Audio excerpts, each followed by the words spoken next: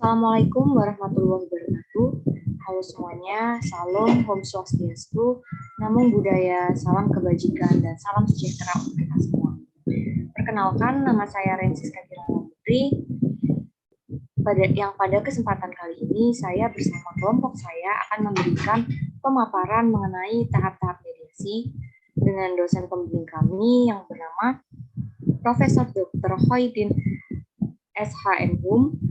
Yang kedua ada Ibu Eni Zulaika SHMH.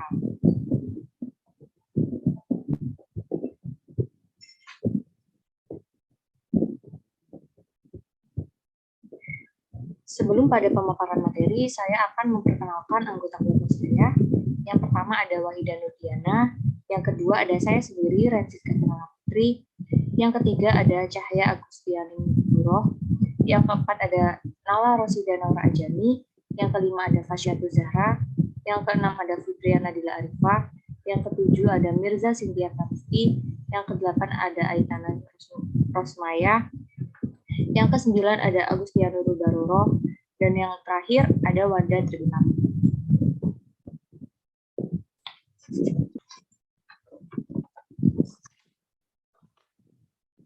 Baik, sebelum menuju pada pemaparan materi utama kami yakni mediasi, saya akan mencoba menjelaskan mengenai alternatif penyelesaian sengketa terlebih dahulu. Sengketa sendiri merupakan pertentangan atau konflik yang terjadi antara individu-individu atau kelompok yang mempunyai hubungan atau kepentingan yang sama atas objek kepemilikan yang menimbulkan akibat hukum antara satu dengan yang lainnya. Jadi sengketa ini terjadi karena adanya suatu konflik. Mengenai penyelesaian sengketa dapat diartikan sebagai suatu penyelesaian perkara yang dilakukan antara salah satu pihak dengan pihak yang lainnya. Penyelesaian sengketa ini dapat ditempuh dengan dua cara. Yang pertama melalui litigasi, yaitu penyelesaian di dalam pengadilan dan melalui prosedur pengadilan. Yang kedua ada non-litigasi, yakni penyelesaian sengketa di luar pengadilan. Mengenai penyelesaian sengketa non-litigasi, ini dapat diartikan sebagai sebuah penyelesaian sengketa yang dilakukan menggunakan cara-cara yang ada di luar pengadilan atau yang bisa disebut dengan lembaga alternatif penyelesaian sengketa. Dan menurut pasal 1 angka 10 Undang-Undang nomor 30 tahun 1999, alternatif penyelesaian sengketa adalah lembaga penyelesaian sengketa atau beda tempat melalui prosedur yang disepakati para pihak, yakni penyelesaian di luar pengadilan dengan cara konsultasi, negosiasi, mediasi, atau penilaian ahli. Selanjutnya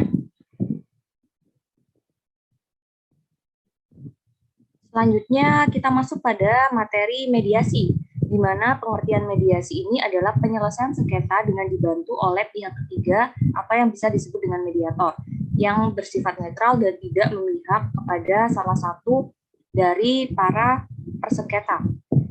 Peran mediator adalah sebagai penengah yang pasif yang memberikan bantuan berupa alternatif penyelesaian sengketa untuk selanjutnya ditetapkan sendiri oleh para pihak yang bersengketa sesuai dengan peraturan Mahkamah Agung nomor 1 tahun 2016 tentang prosedur mediasi di pengadilan.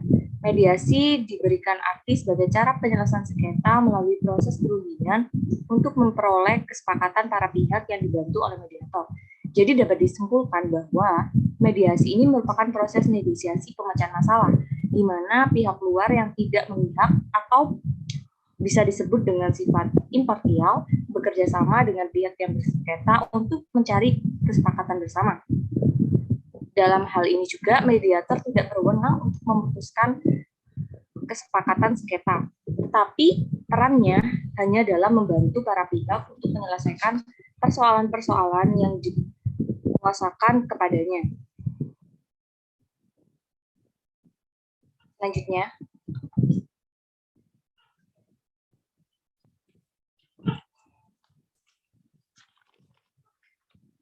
Selanjutnya mengenai prinsip mediasi. Yang pertama ada prinsip sukarela, di mana mediasi ini bersifat inisiatif dan dalam penyelesaian sengketa ini berdasar pada kesepakatan para pihak dan tidak berdasarkan atas keinginan salah satu dari pihak. Yang kedua adalah lingkup sengketa pada prinsipnya bersifat pernyataan. Jadi mediasi ini pada prinsipnya merupakan penyelesaian dari sengketa-sengketa keperdataan yang menginginkan penyelesaian melalui cara damai dan kekeluargaan. Yang ketiga ada proses sederhana, di mana pada prinsipnya mediasi merupakan penyelesaian sengketa yang dipilih oleh pihak karena sifatnya yang sederhana dibandingkan dengan penyelesaian sengketa melalui pengadilan. Yang keempat, proses mediasi tetap menjaga kerahasiaan sengketa para pihak, sebab pada penyelesaian sengketa dilakukan secara terbuka, yang dimana penyelesaian sengketa di dalam pengadilan itu bersifat terbuka untuk umum. Namun, pada penyelesaian sengketa mediasi dilakukan secara tertutup dari awal pembahasan, mengenai pembahasan opsi, lalu pada kesepakatan para pihak yang bersifat menjaga kerahasiaan para pihak yang bersengketa. Dan yang terakhir, pada prinsipnya mediator bersifat mengenai. Dalam perannya di mediasi ini, mediator merupakan pihak yang bersifat menengahi dan sekali lagi tidak memihak pada salah satu orang. Selanjutnya akan saya serahkan kepada teman saya.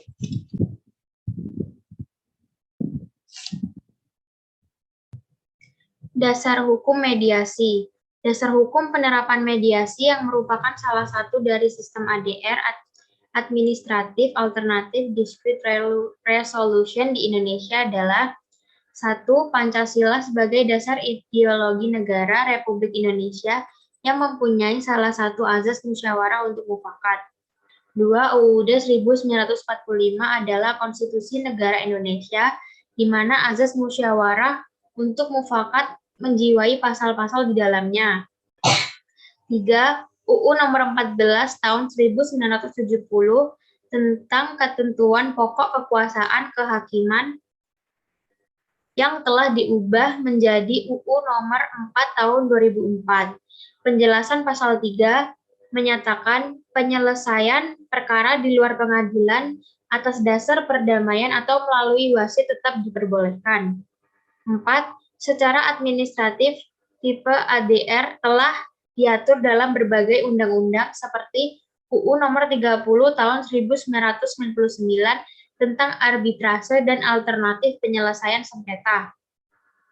5. Surat edaran Mahkamah Agung SEMA nomor 1 tahun 2002 tentang pemberdayaan lembaga damai sebagaimana dalam pasal 130 HIR garing 154 RBG.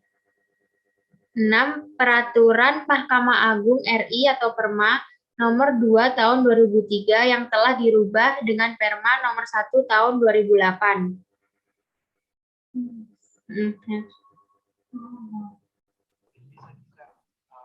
ART-nya di grup-grup federasi yang pengurus juga kita tolong bisa di-share supaya dialog pada malam hari. Baik, di sini saya akan menjelaskan terkait dengan mediator. Pengertian mediator sendiri adalah pihak netral yang membantu para pihak dalam proses perundingan guna mencari berbagai kemungkinan penyelesaian sengketa tanpa menggunakan cara memutus atau memaksakan sebuah penyelesaian.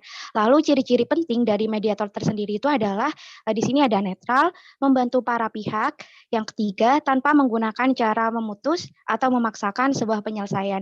Jadi, peran dari mediator sendiri itu hanyalah membantu para pihak dengan cara tidak memutus atau memaksakan pandangan atau penilaiannya atas masalah-masalah selama proses mediasi berlangsung kepada para pihak.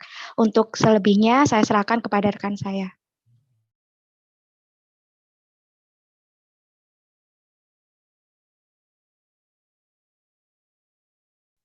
Untuk selanjutnya, di sini saya akan memaparkan materi tentang tugas-tugas mediator. Tugas-tugas mediator itu yang pertama yaitu mediator wajib mendorong para pihak untuk menelusuri dan menggali kepentingan mereka dan mencari berbagai pilihan penyelesaian yang terbaik bagi para pihak.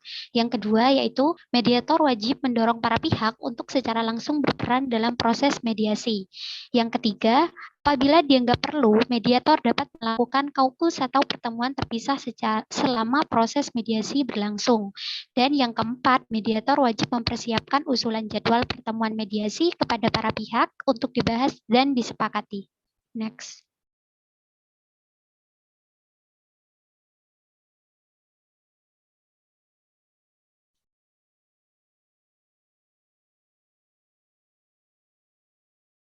Yang selanjutnya yaitu tentang fungsi mediator. Fungsi mediator itu terdiri dari yang pertama, memperbaiki hubungan komunikasi antara para pihak yang biasanya ada hambatan dan sekat-sekat psikologis. Yang kedua, mendorong terciptanya suasana yang kondusif untuk memulai negosiasi yang fair. Yang ketiga, secara tidak langsung mendidik para pihak tentang proses dan substansi negosiasi yang sedang berlangsung. Dan yang keempat, mengklarifikasi masalah-masalah dan kepentingan masing-masing para pihak. Next.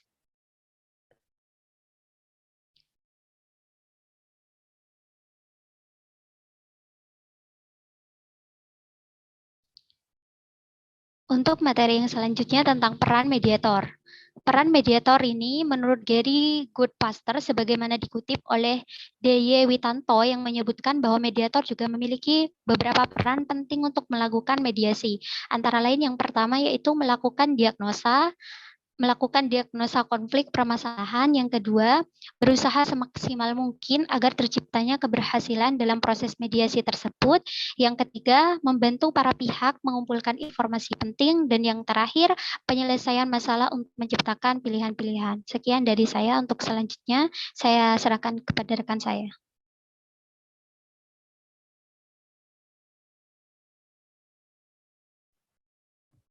Baik, terima kasih. Kali ini saya akan menjelaskan tentang tahap-tahap mediasi. Tahap-tahap mediasi ini terbagi 3, yaitu pramediasi, dan proses mediasi, dan akhir mediasi. Next. Selanjutnya, pramediasi ini, para pihak dalam hal ini penggugat mengajukan gugatan dan mendaftarkan perkara Ketua Pengadilan Negeri, menunjuk Majelis Hakim pada hari pertama, sidang Majelis Hakim wajib mengupayakan perdamaian kepada para pihak melalui proses mediasi. Para pihak dapat memilih mediator hakim atau non-hakim yang telah memiliki sertifikat sebagai mediator dalam waktu 1 hari. Apabila dalam 1 hari belum ditentukan, maka majelis menetapkan mediator dari para pihak. Setelah para pihak menyepakati pemilihan mediator untuk menengahi dan menyelesaikan sengketa, maka akan ditentukan waktu untuk melaksanakan proses mediasi. Namun, sebelum itu para pihak menentukan jadwal untuk diadakannya proses mediasi dan melakukan proses persiapan dan perencanaan, di mana tahap pertama dalam mediasi adalah persiapan perencanaan. Proses mengumpulkan data diperlukan untuk mendukung data dalam proses mediasi, menyampaikan argumen dalam proses mendukung posisi dan juga harus dengan bijaksana. Next.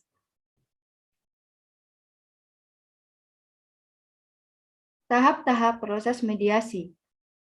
Pertama, pernyataan pembukaan oleh mediator yang terdiri ucapan selamat datang, perkenalkan diri, penjelasan mediator yang membantu proses dan tidak berpihak, penjelasan proses yaitu sifat tidak formal, kesepakatan aturan-aturan mediasi, yang terdiri tidak boleh menyerang diri, kerahasiaan, segala sesuatu dalam mediasi tidak dapat menjadi alat bukti litigasi dan kaukus. Yang kedua, pernyataan membuka para pihak. Yang pertama, mengupayakan riwayat masalah atau sengketa. Kedua, mengungkapkan posisi-posisi dan kepentingan. Ketiga, merancang proses pemecahan masalah, yaitu pertama, menyusun jadwal, menyusun agenda masalah-masalah yang harus diperundingkan disimpulkan dari pernyataan para pihak, dan menyusun rencana pembahasan untuk tiap pemasalah. Untuk selanjutnya, dilanjutkan oleh rekan saya. Terima kasih. Baik, selanjutnya tahapan proses mediasi terdapat proses pemecahan masalah yang berisi tentang mengetahui dan mengkaji posisi dan kepentingan para pihak.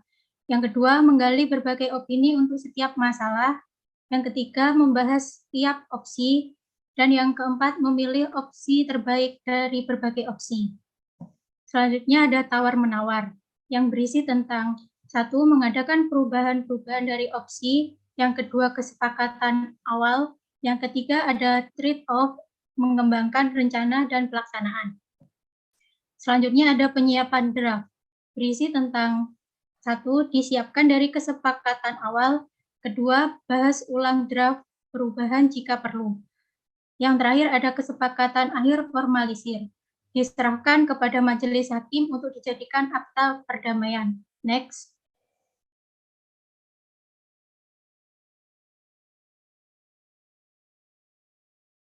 Yang terakhir ada akhir mediasi. Tahap ini merupakan tahap di mana para pihak hanyalah menjalankan hasil-hasil kesepakatan yang telah mereka tuangkan bersama dalam suatu perjanjian tertulis. Para pihak menjalankan hasil kesepakatan berdasarkan komitmen yang telah mereka tumbuhkan selama dalam proses mediasi. Umumnya, pelaksanaan hasil mediasi dilakukan oleh para pihak sendiri, tetapi tidak menutup kemungkinan juga ada bantuan pihak lain untuk mewujudkan kesepakatan atau perjanjian tertulis. Keberadaan para pihak lain di sini hanyalah sekedar membantu menjalankan hasil kesepakatan tertulis. Setelah ia mendapatkan persetujuan dari kedua belah pihak, pada persidangan tersebut, jika para pihak mencapai kesepakatan, mereka dapat meminta penetapan dengan suatu akta perdamaian. Namun, jika para pihak berhasil mencapai kesepakatan, tetapi tidak dimintakan penetapannya sebagai suatu akta perdamaian, maka pihak penggugat wajib menyatakan pencabutan gugatannya. Sekian dari saya, selanjutnya akan disampaikan oleh rekan saya. Terima kasih.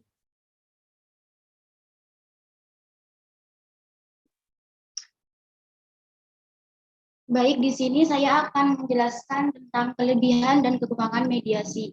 Yang pertama yaitu kelebihan mediasi, cepat dan singkat. Cepat dan singkat ini karena prosedur mediasi sederhana, maka waktu penyelesaian konflik juga jauh lebih singkat. Yang kedua yaitu terpercaya. Forum mediasi pada dasarnya dibangun dengan rasa percaya, termasuk membangun rasa percaya antara para pihak yang berkonflik dengan mediator.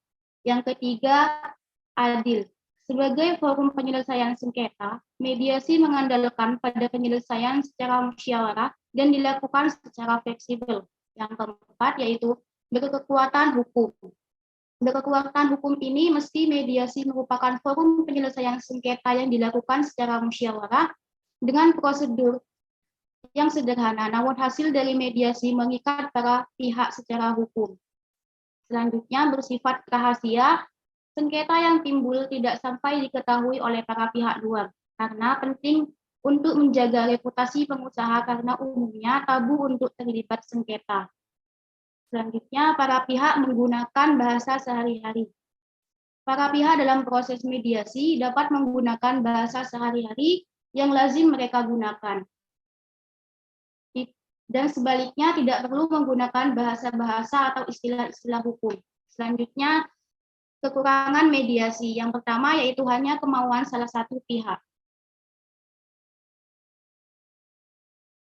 Artinya, bahwa mediasi hanya dapat diselenggarakan secara efektif jika para pihak memiliki kemauan atau keinginan untuk menyelesaikan sengketa secara konsensus. Yang kedua yaitu waktu yang lama. Waktu yang dibutuhkan sangat lama karena harus mempertemukan kedua pihak dan kepentingan-kepentingan yang saling bertentangan. Dari pertentangan-pertentangan tersebut dirumuskan sebuah kesepakatan. Yang terakhir yaitu salah satu pihak tidak memiliki itikat baik. Apabila pihak yang tidak memiliki itikat baik, maka memanfaatkan proses mediasi sebagai taktik untuk mengulur waktu penyelesaian sengketa, misalnya dengan tidak mematuhi jadwal sesi mediasi atau berunding memperoleh informasi tentang kelemahan lawan. Sekian dari saya kembalikan kepada moderator.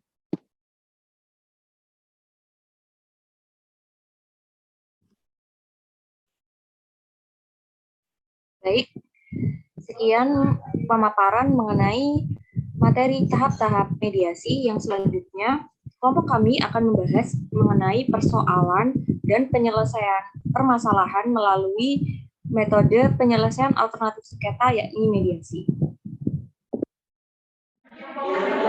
Langsung saya mulai. Selamat siang Bapak dan Ibu yang saya hormati. Sebelum kita melakukan mediasi, izinkan saya memperkenalkan diri terlebih dahulu. Nama saya Wahidah Diana sebagai mediator yang telah dipilih Bapak dan Ibu. Selanjutnya kepada Bapak dan Ibu saya berikan kesempatan untuk memperkenalkan diri masing-masing. Perkenalkan, nama saya Nana Rosidana Ranjani selaku Direktur PT Makmur Sejahtera sebagai penggugat. Perkenalkan, nama saya Fasya Durzara. Di sini saya sebagai Andi, sebagai penggugat.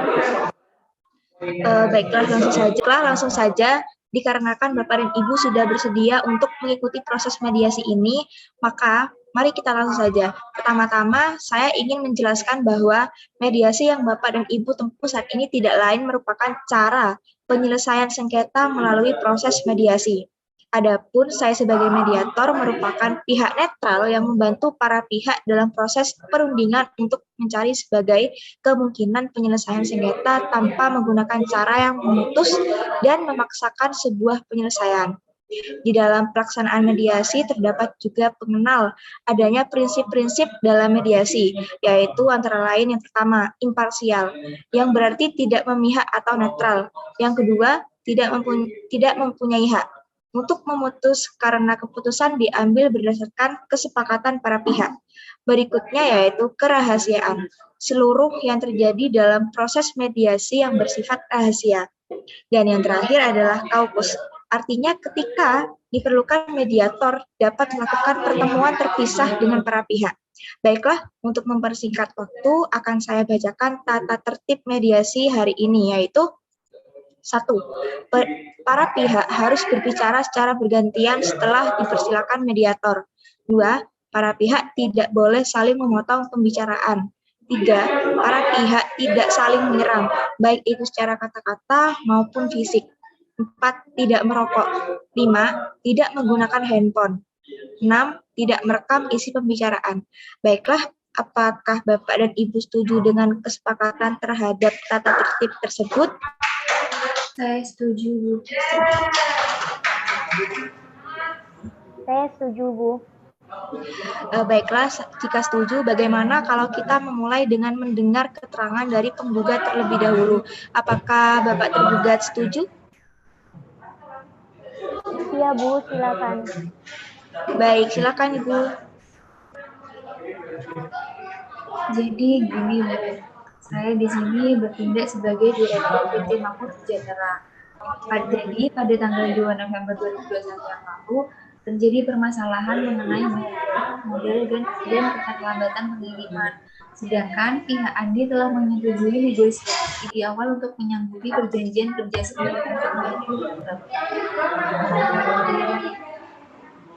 Baiklah, artinya di sini pihak Andi telah lalai dalam pengiriman bahan baku. Benar begitu, Direktur PT Makmur Sejahtera? Iya, benar, Bu. Baiklah, setelah mendengar penjelasan dari penggugat, selanjutnya saya berikan kesempatan kepada tergugat untuk menyampaikan hal yang perlu kita ketahui. Silakan, Pak. Baik, terima kasih. Berdasarkan mengenai permasalahan tersebut, terjadinya keterbatasan bahan baku, modal, dan keterlambatan pengiriman bukan sepenuhnya salah saya, sebab terdapat beberapa faktor yang menyebabkan hal tersebut terjadi, yaitu pertama, keterlambatan pengiriman yang disebabkan oleh ekspedisi, dan kedua, jauhnya lokasi perusahaan dari pusat bahan baku. Saya rasa tuduhan penggugat tadi tidak mendasar jika menyalahkan sepihak saja. Apa? Tidak mendasar. Jelas-jelas pihak Anda yang melakukan keterlambatan pengiriman bahan baku yang menyebabkan kepada penggugat saya harap tenang. Mari kita dengarkan terlebih dahulu alasan tergugat hingga selesai. Ya. Baik, selanjutnya silakan dilanjutkan oleh termohon. Yo, maaf. Terima kasih mediator, tetapi di sini jelas-jelas sudah saya katakan dari awal bahwasanya adanya faktor lain yang menyebabkan keterlambatan dan hal tersebut bukan sepenuhnya salah saya. Maka dengan tersebut harus lebih mempertimbangkan hal lain, menyampingkan tuduhan sepihak ini. Semisal dengan kita melihat kinerja dari tim perusahaan, pengaktualisasian dalam pertimbangan kesepakatan dan pemilihan lokasi bahan baku, serta lokasi yang sudah ditetapkan oleh pimpinan perusahaan. Di sini kami selaku bawahan yang tunduk akan pimpinan pun merasa tercederai dengan gugatan ganti rugi yang sepenuhnya bukan kesalahan sepihak pribadi saya, atasan. Berarti dalam hal ini apa pihak atasan memiliki wewenang atas tanggung jawab kerugian tersebut, benar begitu? Benar, Ibu Mediator. Hal ini merupakan tanggung jawab dari perusahaan. Baik, namun untuk tergugat bagaimana dengan perjanjian yang telah disepakati tentang penetapan posisi Anda selaku penanggung jawab atas bagian pengadaan bahan baku dan dalam hal ini pendistribusian? Disambung benar, makanya saya menduga bahwa Bapak Andi ini berusaha menutup-nutupi fakta bahwa memang sudah terjadi overlapping di sini. Hal ini tentunya merupakan suatu perbuatan yang melanggar asas keterbukaan informasi publik yang sangat merugikan hak-hak kami. Kepada pihak penggugat, sebelum mediasi dimulai, tadi mediator telah menyampaikan tata tertib selama melakukan proses mediasi. Diharapkan pihak penggugat agar dapat berbicara secara bergantian setelah dipersilakan oleh mediator. Mari kita dengarkan terlebih dahulu alasan tergugat hingga selesai. Baik, Ibu. Bagaimana tanggapan tergugat? Berdasarkan peraturan perusahaan, pihak kami tidak dapat dengan serta-merta melakukan begitu saja dalam hal pemutusan pemilihan bahan baku dan pendistribusian, di mana hal tersebut merupakan kesepakatan dari keseluruhan aspek perusahaan. Itu artinya segala sesuatu itu harus dilakukan sesuai dengan prosedur perusahaan yang telah ditetapkan dan yang sedang berlaku.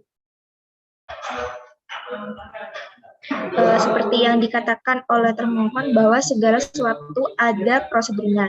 Jadi bagaimana pendapat saudara pemohon terhadap hal itu? Kami juga mengerti bahwasanya ada prosedur yang harus dilalui. Namun yang jadi permasalahan adalah prosesnya terlalu lama, seakan-akan memang sudah direncanakan untuk tidak diaktualisasikan. Dan oleh karena itulah kami menduga telah terjadi alokasi bahan baku tanpa sepengetahuan kami. Bagaimana tanggapan tergugat atas pendapat penggugat yang menduga telah terjadinya alokasi bahan baku tanpa sepengetahuan pemohon? Dalam hal mekanisme pekerjaan kami sudah terdapat bukti-bukti dan dari transaksi dan ekspedisi hingga pencatatan dalam kinerja setiap karyawan yang menurut saya hal tersebut sudah cukup membuktikan bahwa di sini faktor kerugian bukan Baik, karena di sini saya sudah menemukan pemahaman awal di mana adanya miskomunikasi di antara kedua belah pihak, sehingga menimbulkan kesalahpahaman sehingga terjadinya gugatan ini. Maka dengan hal ini saya membuka kesempatan terhadap kedua belah pihak untuk membuat perjanjian di mana hal tersebut sebagai upaya kekeluargaan yang dapat disepakati, sehingga kasus ini bisa berjalan dengan damai. Oleh itu, saya beri kesempatan terhadap pihak penggugat untuk memberikan perjanjian terlebih dahulu. Baik, saya setujui hal tersebut, di mana saya akan membuat perjanjian sebagai berikut. Pelaksanaan kesepakatan kinerja, yaitu ada evaluasi kinerja karyawan perusahaan, perbaikan manajemen waktu kerja, tetap melakukan proses produksi sampai tercapai keuntungan masing-masing pihak sesuai dengan kesepakatan kerjasama antara Andi dan PT Makmur Sejahtera, perbaikan data keuangan perusahaan agar lebih transparan, mencari produsen bahan baku yang lebih menguntungkan perusahaan, meminta cek kualitas produk sebelum dikirim agar tidak terjadi kerugian di kemudian hari, melakukan kontrol kerja berkala, memperbaiki branding produk yang dihasilkan perusahaan, meningkatkan promosi produk ke arah yang lebih luas, meningkatkan kualitas dan efektivitas produksi. Yang kedua, tetap melaksanakan kerjasama bisnis sesuai dengan ketentuan baru dan sampai tercapainya keuntungan sesuai dengan perjanjian bisnis di awal. Yang ketiga, pemotongan 10% dari tiap keuntungan penjualan yang diperoleh oleh Andi sebagai bentuk pertanggungjawaban atas kerugian perusahaan sampai waktu yang telah ditentukan atau sampai terpenuhinya semua ganti rugi. Yang keempat, Andi tidak dapat memutus kontrak perjanjian bisnis sampai pada terpenuhinya seluruh kesepakatan. Yang kelima, apabila Andi lepas atau lari dari tanggung jawab, maka PT Makmur Sejahtera akan membawa Andi dengan tuntutan di pengadilan. Yang keenam, PT Makmur Sejahtera yang sebelumnya menjadi wadah bagi terlaksananya proses usaha akan turut membantu dalam pengawasan proses produksi. Yang terakhir adalah mengatur atau memperbarui setiap data kerjasama perusahaan dengan sistem yang lebih transparan, agar setiap anggaran yang keluar memiliki bukti yang jelas dan diketahui oleh sesama pihak. Baik, kalau begitu apakah dari pihak tergugat dapat menanggapi atau ingin menyanggah dari hasil perjanjian ini? Sudah cukup Bu Mediator, di sini saya sanggup untuk menyepakati perjanjian yang telah dibuat oleh pihak penggugat. Baik, karena dirasa sudah mencapai kesepakatan kedua belah pihak, maka dengan hal ini saya selaku mediator memutuskan untuk masalah kerugian atas PT Makmur dinyatakan telah mencapai aspek perdamaian di antara kedua belah pihak. Baik, saya dari pihak tergugat mengucapkan kepada Ibu Mediator dan penggugat dari PT Makmur Sejahtera, banyak terima kasih dari saya. Sekian, kalau banyak salah, tolong dimaklumi. Baik, terima kasih untuk tergugat dan juga Ibu Mediator yang telah bersedia untuk hadir. Saya izin undur diri.